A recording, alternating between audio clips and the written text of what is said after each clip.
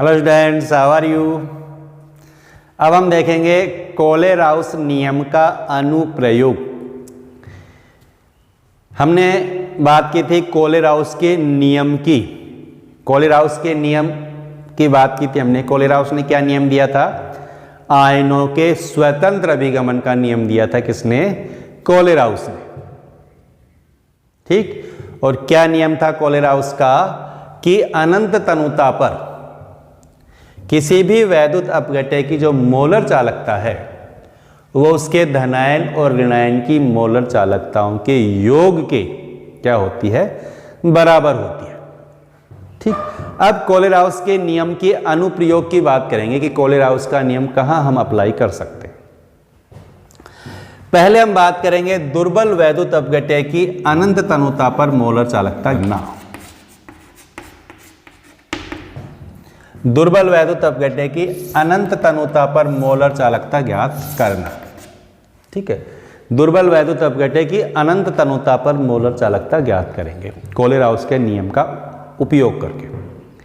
देखिए, कोलेराउस के नियम से पहले हमने एक बात देखी थी कि प्रबल अगर वैद्युत अपघट्य है, और प्रबल वैद्युत अपघट्य के लिए हमने वक्र खींचा था √c और मोलर चालकता के बीच में, और वहां वक्र से हमें पता लगा था कि प्रबल वैद्युत अपघट्य के लिए वक्र रेखीय वक्र प्राप्त होता है, और वक्र की सहायता से हमने अनंत तनुता पर मोलर चालकता का पता लगाया था। इस तरह का वक्र आया था प्रबल वैद्युत अपघट्य के लिए, और वहां हमने इस वक्र की सहायता से, इस तरह का वक्र आया था, इस वक्र को आगे बढ़ा करके हमने अनंत तनुता पर यानी शून्य सांद्रता पर मोलर चालकता ज्ञात कर ली थी। किसकी? प्रबल वैद्युत अपघट्य की। यानी प्रबल वैद्युत अपघट्य की हम शून्य सांद्रता पर या अनंत तनुता पर मोलर चालकता ज्ञात कर सकते हैं ग्राफ की सहायता से। लेकिन अगर वैद्युत अपघट्य दुर्बल है, कैसा है? दुर्बल वैद्युत अपघट्य है, तो उसकी अनंत तनुता पर मोलर चालकता को हम ग्राफ के द्वारा ज्ञात नहीं कर सकते, क्योंकि वहां हमें वक्र कैसा प्राप्त हुआ था? अरेखीय। दुर्बल वैद्युत अपघट्य के लिए हमें √c और इसके बीच में जो वक्र प्राप्त हुआ था वो कैसा हुआ था? इस तरह का वक्र प्राप्त हुआ था, रेखीय। और ये वक्र जो है यहाँ नहीं काटता है, y अक्ष को नहीं काटता, ये ऊपर चला जाता है, तो y अक्ष को नहीं काटता है, यानी अक्ष को नहीं काटता है, तो शून्य सांद्रता पर हम इसकी मोलर चालकता ज्ञात नहीं कर पाते हैं वक्र की सहायता से, ग्राफ की सहायता से। तो दुर्बल वैद्युत अपघट्य की अनंत तनुता पर मोलर चालकता को हम वक्र की सहायता से पता नहीं लगा पाते हैं, लेकिन प्रबल वैद्युत अपघट्य की लगा सकते हैं। यानी प्रबल वैद्युत अपघट्य की हमें अनंत तनुता पर मोलर चालकताएं पता होती हैं, लेकिन दुर्बल वैद्युत अपघट्य की हमें अनंत तनुता पर मोलर चालकताएं पता नहीं होती है। अब क्या करें? तो प्रबल वैद्युत अपघट्य का उपयोग करके, प्रबल वैद्युत अपघट्य का उपयोग करके क्या करते हैं? दुर्बल वैद्युत अपघट्य की मोलर चालकताओं को पता लगाया जाता है। अब इसके लिए हम दो तरह से लगा सकते हैं पता, मोलर चालकताओं के द्वारा। प्रबल वैद्युत अपघट्य की मोलर चालकताओं को उपयोग करके, प्रबल वैद्युत अपघट्य की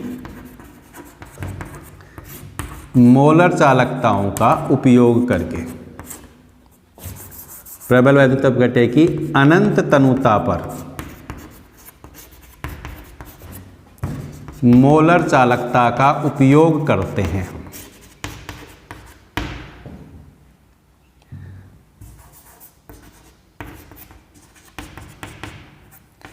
प्रबल वैद्युत अपघट्य की अनंत तनुता पर मोलर चालकता का उपयोग करके और दुर्बल वैद्युत अपघट्य की मोलर चालकताओं को ज्ञात कर सकते हैं। देखिए, कोई दुर्बल वैद्युत अपघट्य का एग्जांपल देखें। हमने देखा था दुर्बल वैद्युत अपघट्य जैसे CH3COOH। CH3COOH कैसा वैद्युत अपघट्य? एक दुर्बल वैद्युत अपघट्य है। जैसे इस एग्जांपल को लेते हैं, CH3COOH की अनंत तनुता पर मोलर चालकता हमें ज्ञात करनी है। ये एक दुर्बल वैद्युत अपघट्य है। अब इसकी अनंत तनुता पर मोलर चालकता का पता लगाने के लिए हम ऐसे प्रबल वैद्युत अपघट्यों का उपयोग करेंगे जिसके आयन और इसके आयन क्या हो, समान हो। जैसे इसमें एक आयन तो कौन सा है, CH3COO-, तो एक वैद्युत अपघटय तो हम ऐसा लेंगे, प्रबल वैद्युत अपघटय जिसमें CH3COO- आयन हो, और दूसरा आयन कौन सा है इसमें, H+, तो दूसरा वैद्युत अपघटय हम ऐसा लेंगे जिसमें H+ आयन हो। क्लियर। अब जैसे इस तरह का कोई वैद्युत अपघटय देखें हम जिसमें CH3COO- आयन हो, प्रबल होना चाहिए लेकिन, जैसे CH3COONA, ठीक, ये प्रबल वैद्युत अपघटय है। इसी तरह एक प्रबल वैद्युत अपघटय जिसमें H+ आयन हो, जैसे HCl, ठीक है। तो CH3COOH की अनंत अनुता पर मोलर चालकता पता लगाने के लिए किसका उपयोग करेंगे, एक तो हम करेंगे CH3COONA का उपयोग, एक करेंगे HCl का उपयोग, और एक तीसरा वैद्युत अपघटय और लेंगे, कौन सा, NaCl। तीसरा वैद्युत अपघटय कौन सा होगा, जिसमें Na+ और Cl- आयन हो, और वो कौन है, NaCl। क्यों, ऐसे क्यों लेंगे, देखो यहां इस वैद्युत अपघटय में दो आयन है, CH3COO- H+, तो हम इसके जैसे आयनों वाले दो प्रबल वैद्युत अपघटय लेते हैं। इसमें CH3COO- आयन जो इसके जैसा है, इसमें H+ आयन जो इसके जैसा है, लेकिन Na और Cl- आयन इसमें नहीं है, तो इनको हमें यहां से हटाना पड़ेगा। तो इसके लिए हम तीसरा वैद्युत अपघटय लेंगे, कौन सा, NaCl। अब बिल्कुल सिंपल बात है, अब हमें इसकी अनंत अनुता पर मोलर चालकता पता लगानी है, तो हम उन दोनों प्रबल वैद्युत अपघटय की अनंत अनुता पर मोलर चालकताओं को जोड़ देंगे जिसके आयन इसके समान है। जैसे इसकी हमें अनंत अनुता पर मोलर चालकता पता लगानी है, ठीक, तो इसके लिए क्या करेंगे हम, इसके जैसे आयन वाले जो प्रबल वैद्युत अपघटय हैं, एक तो ये और एक ये, इन दोनों की मोलर चालकताओं को तो क्या कर दो, जोड़ दो, प्लस, और जो तीसरा वैद्युत अपघटय है NaCl, उसकी मोलर चालकता को इसमें से क्या कर दो, घटा दो, ठीक। तो जो शेष आएगी, जो इनको हल करने के पश्चात जो मोलर चालकता बचेगी, वो किसकी होगी, वो CH3COOH की अनंत अनुता पर मोलर चालकता होगी। क्यों होगी, कैसे होगी, देखो। अब कोलेराउस के नियम से देखें हम, तो कोलेराउस के नियम से CH3COONA की मोलर चालकता लिखो। अभी हमने देखा था कोलेराउस के नियम से इसकी मोलर चालकता लिखेंगे, तो कैसे लिखेंगे, कोलेराउस के नियम से इसकी अनंत अनुता पर मोलर चालकता किसके बराबर होगी, इसके आयनों की अनंत अनुता पर मोलर चालकता के बराबर। और आयन कौन कौन से इसमें, CH3COO- और Na+, इन दोनों को जोड़ देंगे। इसी तरह HCl H+ + Cl-, क्लियर हो गई बात। तो CH3OO- की तो मोलर चालकता इन दोनों के आयनों के योग के बराबर होगी। HCl की मोलर चालकता इसके जो दो आयन है H+ और Cl-, इन दोनों के योग के बराबर होगी। यही तो है कोलेराउस का नियम, ठीक। और NaCl की मोलर चालकता किसके बराबर होगी, Na+ और Cl- की मोलर चालकताओं के योग के बराबर होगी। समझ में आ गई बात, ठीक। कोलेराउस के नियम से हमने ये मोलर चालकताएं लिख दी इसकी। अब देखो आगे, CH3COO- Na+ plus lambda infinite H+ plus lambda infinite Cl-, minus, ये माइनस है तो अंदर क्या हो जाएगा, इस प्लस का माइनस, क्लियर। अब देखिए यहाँ Na+ प्लस में है, ये Na+ के अनंत अनुता पर मोलर चालकता, और ये किस में है, माइनस में। इसी तरह Cl- की ये प्लस में है और ये माइनस में, क्लियर। अब क्या बच गया यहाँ पर, CH3COO- की अनंत अनुता पर मोलर चालकता, प्लस यहाँ बच गया H+ की अनंत अनुता पर मोलर चालकता। और कोलेराउस के नियम से ये किसके बराबर होगी, CH3COOH की अनंत तनुता पर मोलर चालकता के योग के क्या होगी, बराबर, क्लियर। यानी CH3COO- और H+ दोनों को योग कर दें तो किसकी मोलर चालकता आ जाएगी अनंत अनुता पर? CH3COOH की। क्लियर हो गई बात? समझ में आ गई बात? तो किसी भी दुर्बल वैद्युत अपघटय की हमें अगर अनंत अनुता पर मोलर चालकता पता लगानी है तो उसके जैसे आयनों वाले जो प्रबल वैद्युत अपघटय हैं उन दोनों को तो क्या कर दो, जोड़ दो, और तीसरा जो वैद्युत अपघटय है उसको उसमें से घटा दो।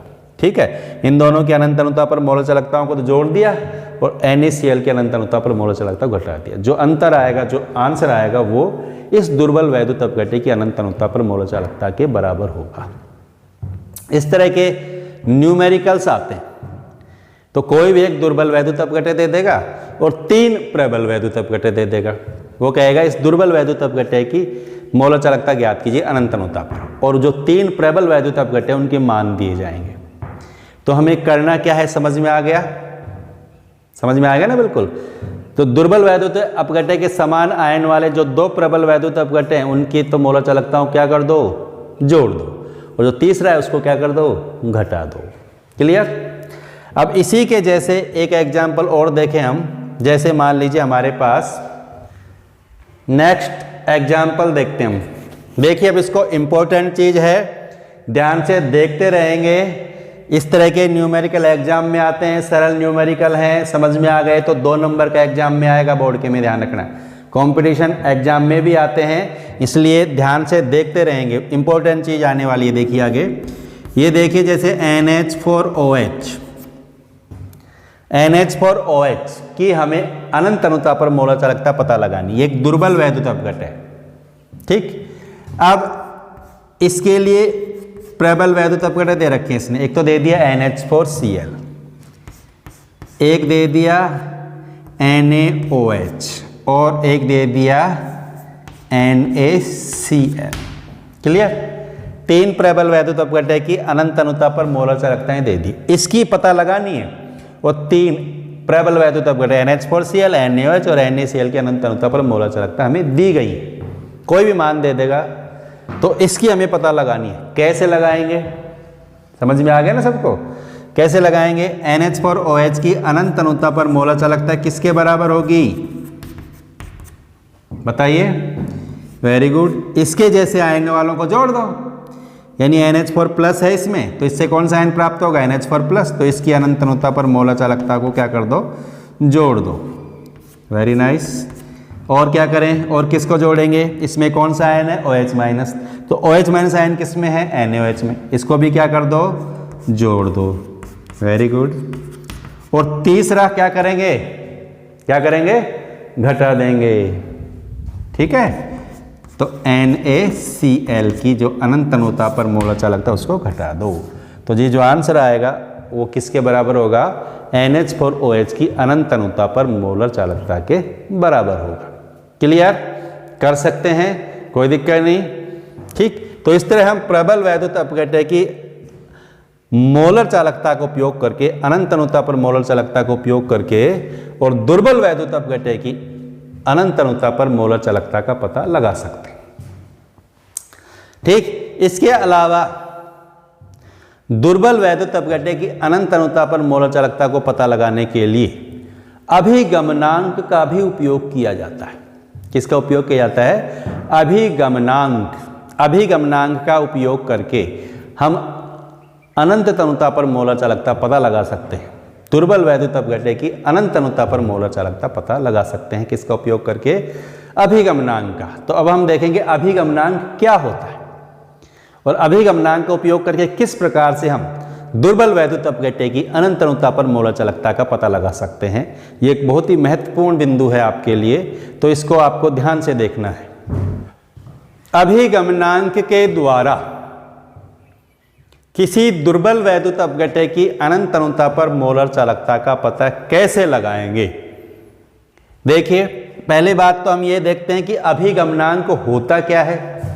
अभिगमनांक, तो किसी भी आयन का जो अभिगमनांक है वो उस आयन की अनंत तनुता पर मोलर चालकता, उस आयन की अनंत तनुता पर मोलर चालकता और वैद्युत अपघटय जिसमें वह आयन उपस्थित है उसकी अनंत अनुता पर मोलर चालकता का क्या होता है? अनुपात। तो किसी आयन का अभिगमनांक आयन की अनंत तनुता पर, आयन की अनंत तनुता पर मोलर चालकता बटा वैद्युत अपघटय की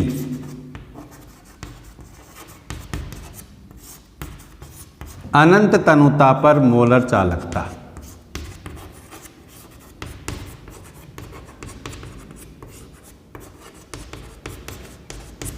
ठीक, का अनुपात होता है किसी भी आयन का अभिगमनांक। किसी भी आयन का अभिगमनांक उस आयन की अनंत तनुता पर मोलर चालकता और वैद्युत अपघटय जिसमें वह आयन उपस्थित है उसकी अनंत तनुता पर मोलर चालकता का क्या है? अनुपात है। ये ध्यान रखेंगे, यह अभिगमनांक की परिभाषा हो गई। ठीक, अब जैसे हमें धनायन का अभिगमनांक देखना है, धनायन का अभिगमनांक, धनायन का अभिगमनांक NC से लिखेंगे हम इसको। C का मतलब धनायन से, कैटायन से।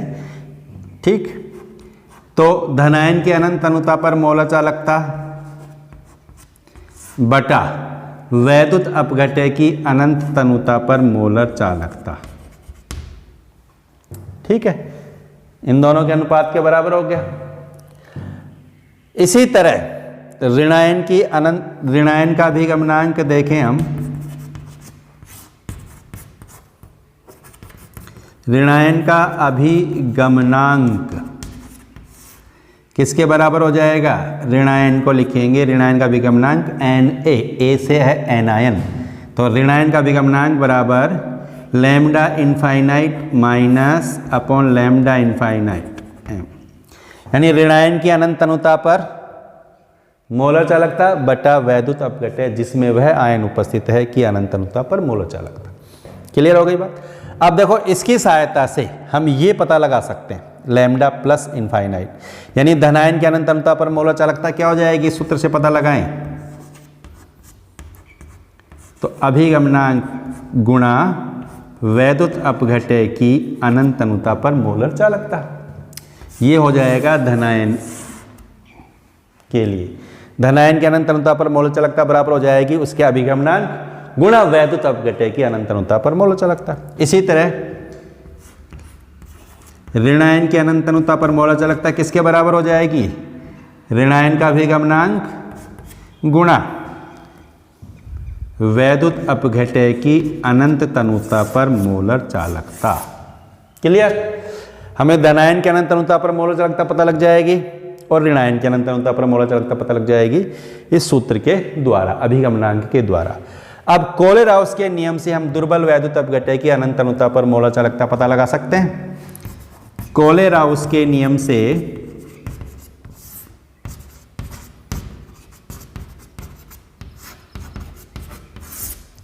क्या है? कोलेराउस के नियम से किसी भी वैद्युत अपघटय की अनंत तनुता पर मोलर चालकता किसके बराबर होगी? उसके धनायन की अनंत तनुता पर मोलर चालकता और उसके ऋणायन की अनंत तनुता पर मोलर चालकता। और धनायन की यहां से पता चल जाएगी, ऋणायन की यहां से पता चल जाएगी, तो क्या आ जाएगा? ये मान रख देंगे यहां पर, प्लस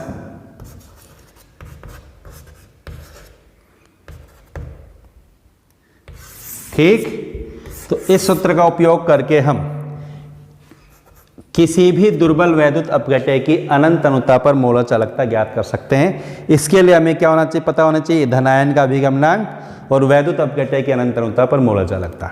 इसी तरह ऋणायन का अभिगमनांक और वैद्युत अपघटय की अनंत तनुता पर मोलर चालकता पता है, तो हम पहले धनायन ऋणायन की अनंत तनुता पर मोलर चालकता पता लगाएंगे और फिर उन दोनों को जोड़ करके वैद्युत अपघटय की अनंत तनुता पर मोलर चालकता पता लगा लेंगे। समझ में आ गई बात? जैसे इसको एक एग्जाम्पल से समझते हैं। देखिए, एक एग्जाम्पल देखते हैं इसका। जैसे हमें CH3COOH जो दुर्बल वैद्युत अपघटय है, इसकी हमें मोलर चालकता पता लगानी है। इसके लिए इसने क्या किया, CH3COON ने, और दूसरा आयन कौन है, HCl, इसमें H प्लस आयन तो HCl, इन दोनों की क्या दे दी, अनंत तनुता पर मोलर चालकता है।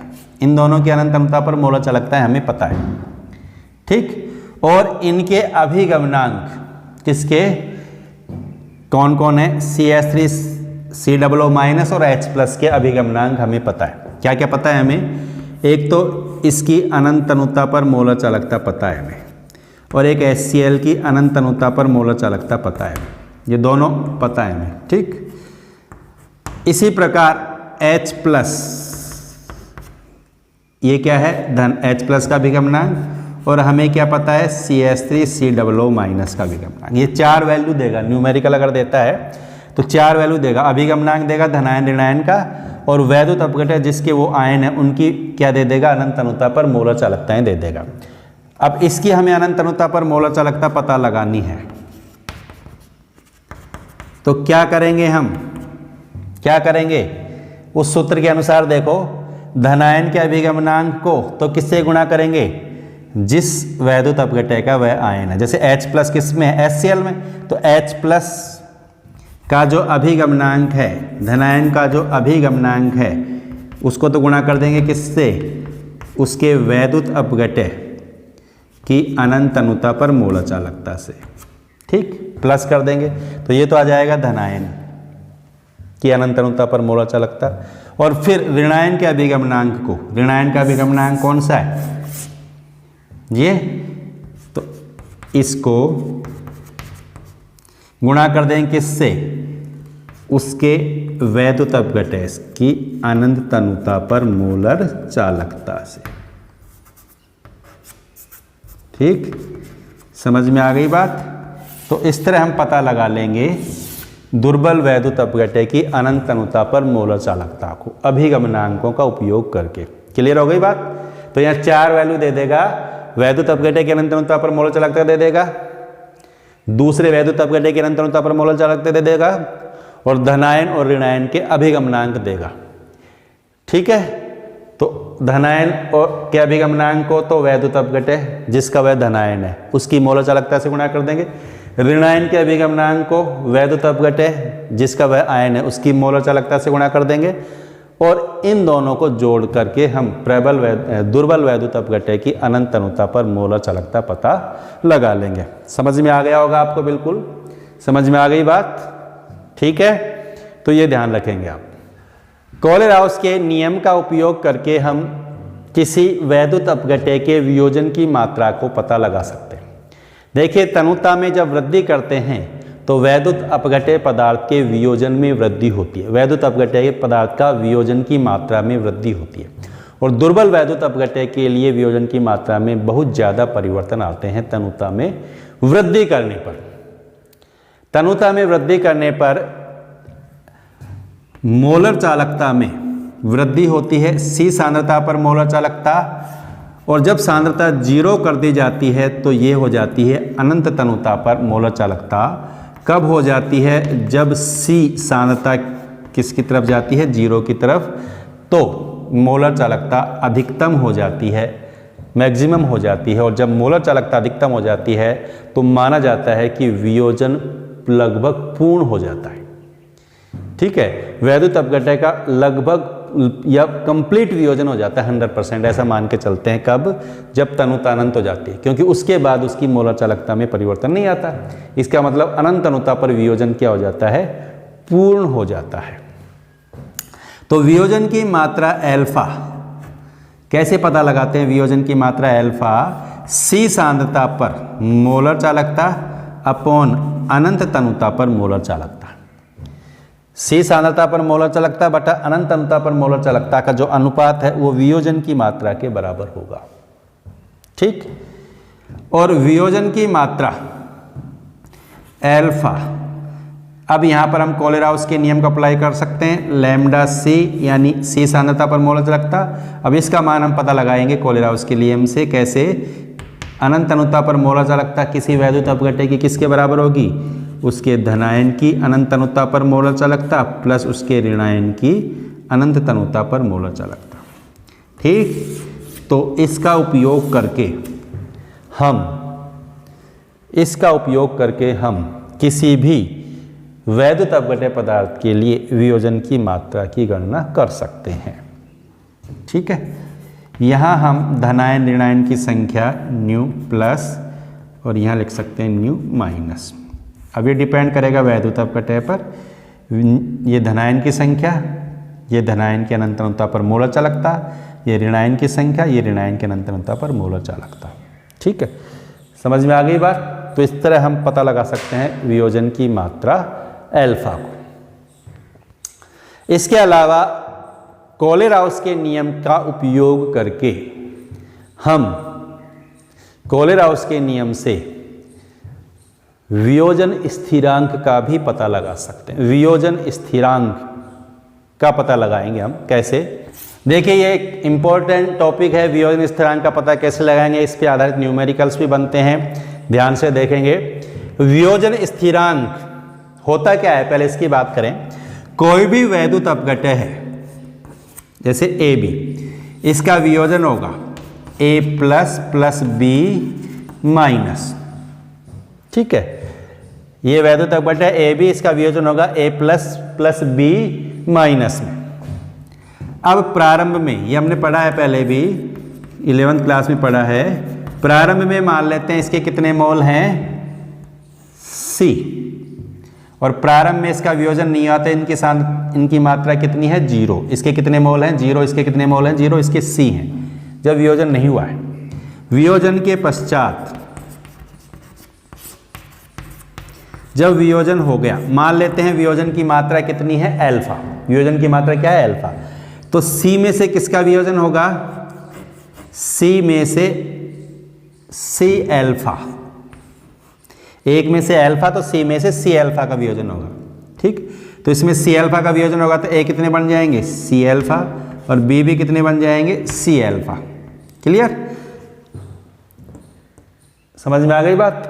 अब वियोजन स्थिरांक के क्या है यहां पर, वियोजन स्थिरांक के बराबर होगा किसके, ए की सांद्रता, ए प्लस की सांद्रता, बी माइनस की सांद्रता अपॉन ए बी की सांद्रता। क्लियर, तो के बराबर हो जाएगा, अब इसकी देखो सी एल्फा,